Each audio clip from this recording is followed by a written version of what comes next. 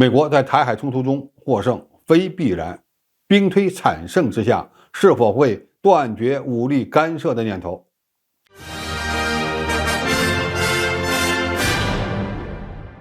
观众朋友，大家好，我是付天少。近日，美国战略与国际研究中心针对台海冲突进行了24场兵棋推演，最终用开挂的方式让美军获得了惨胜。为什么说开挂呢？因为这场兵推确定的4个想当然的先决条件，几乎可以确保美军在推演中获胜。然而，即便如此，美军的损失仍大到难以承受。这就带来了另外一个问题：这样的推演会给美军干涉台海事务以信心呢，还是断绝其武力干涉的念头？美国国家评论杂志发表的文章认为，兵棋推演的结果准确地表明了两岸平衡变得多么接近于被打破。由于美国在印太地区的地位源于一种支配性的平衡，而不是一种悬于刀刃上的平衡，所以这场兵棋推演对于美军而言是警告，而非缓和剂。你也可以理解为，美国智库似乎是通过这场推演，同时向中美两国示警，希望中国大陆不要在2026年之前对台采取军事行动。同时呢，还警告美国必须大幅度地增加军费开支，扩大美国和盟国的导弹库存，以及向第一岛链和西太平洋前沿部署更多部队。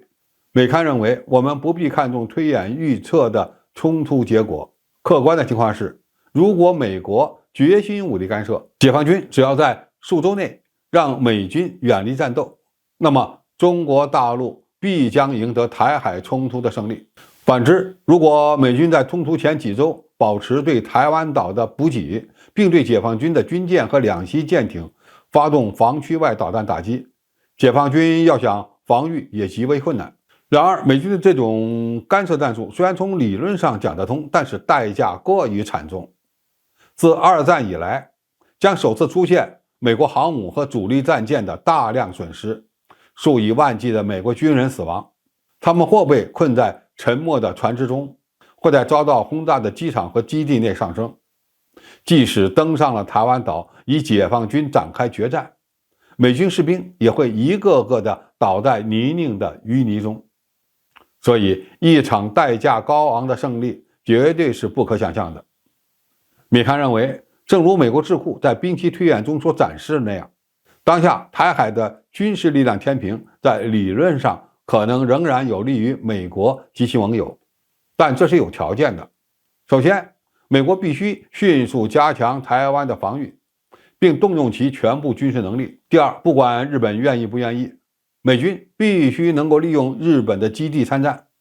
必须在日本本土部署大量的远程导弹。第三，美军的远程导弹发射平台必须能保证自己的安全。而事实上，解放军完全能够破坏这些基本因素中的每一个。只要美军下场干涉，解放军将会密集轰炸美军基地，包括琉球、关岛以及未来在澳大利亚和菲律宾的基地。与此同时，解放军也会袭击美国盟友的港口和机场。美军将在战斗真正开始之前就失去战斗力。解放军可能在军事行动中保有数量惊人的精确制导武器，这是由中国强大的工业实力所决定的。就算假设的这场战争的所有因素都对美国有利，而一旦中国决定将这场冲突变得旷日持久，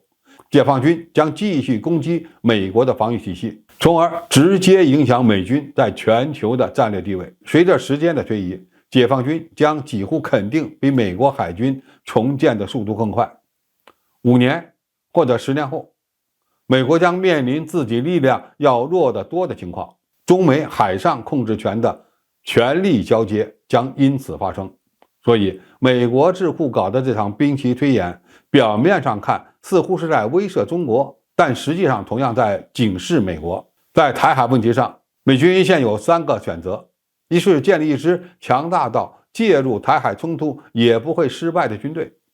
这根本就做不到；二是避免让台海危机发生，或者自己不直接下场，打一场代理人战争，这又难以改变结局。3是美军自己下场冒险，并由此而失去全球海上霸权的地位，这也是美国无法接受的。总之，美国智库搞的这场推演，尽管设立了许多有利于己的条件，但仍给不了美军安慰，更无法威慑中国。这只能证明，最好的选择就是中美之间不发生战争，而中美不开战的前提又是美军必须认清干涉台海事务的严重后果。好，今天的评述就到这里，谢谢大家收看，我们下期再见。